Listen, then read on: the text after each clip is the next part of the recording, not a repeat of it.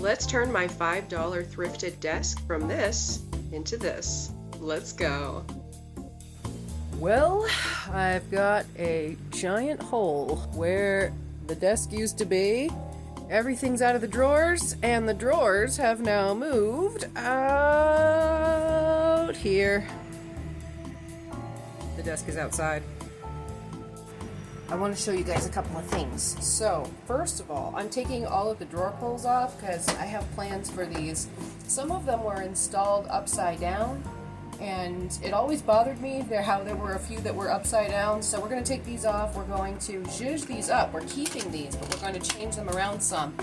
But look, also, we have a little bit of broken dovetailing work. It doesn't affect the functionality of the drawer, so unless it actually affects the functionality of the drawer, I don't know that I'm going to change anything. But look at the condition of this wood.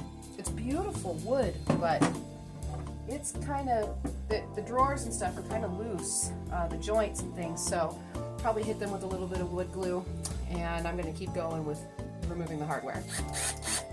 Alright, I've moved outside and I've got headphones on because it's really windy and everything's just loud today. So I've got all of my pieces outside and I'm going to be using this 2-minute advanced paint remover to take off all of the finish on all of these pieces. I feel uncomfortable. Normally I am working with chemicals and solvents in the nude. All right, here we are, guys. It is the next day, roughly 24 hours later. I covered everything up. I'm keeping my fingers crossed that it stayed wet all night. I'm guessing it didn't, though, because we live in the desert.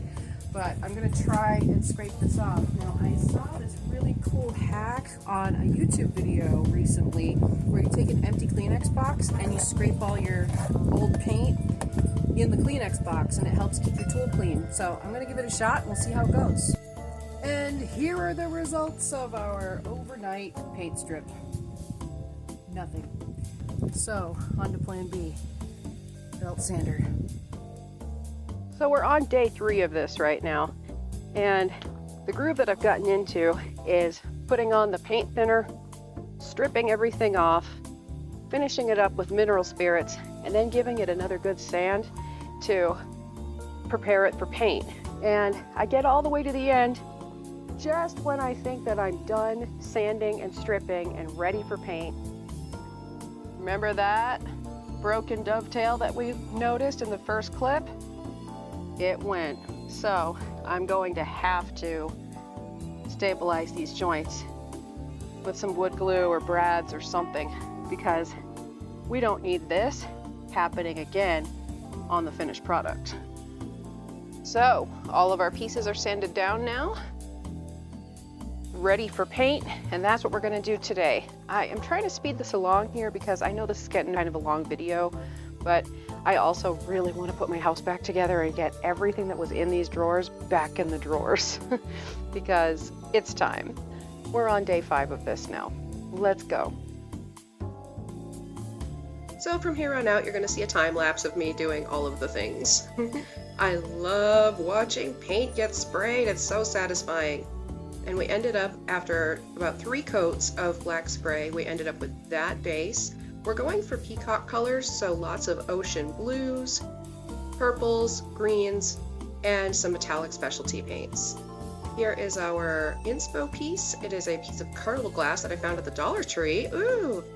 And here's our surface with our blue, oceany gradient, lots of sparkle in there. And the gradient goes all the way down. Then I took some resin pieces that I made and glued them to those ugly little brass drawer pulls and onto the drawers themselves. Then we went for kind of this modeling effect, and I sprayed a bunch of water to make that patina. Oh yeah, love that verdigris. Sparkly. That is Folk Art Dragonfly Glaze. It's top coat. And then on the border of the desk surface, the desktop there, you're going to see the green to blue color shifting paint as well, and purple to gold color shifting paint on the drawers themselves. I drilled a hole in the back of the desk for my microphone. And here is the finished product. Woo! I love the sunken treasure.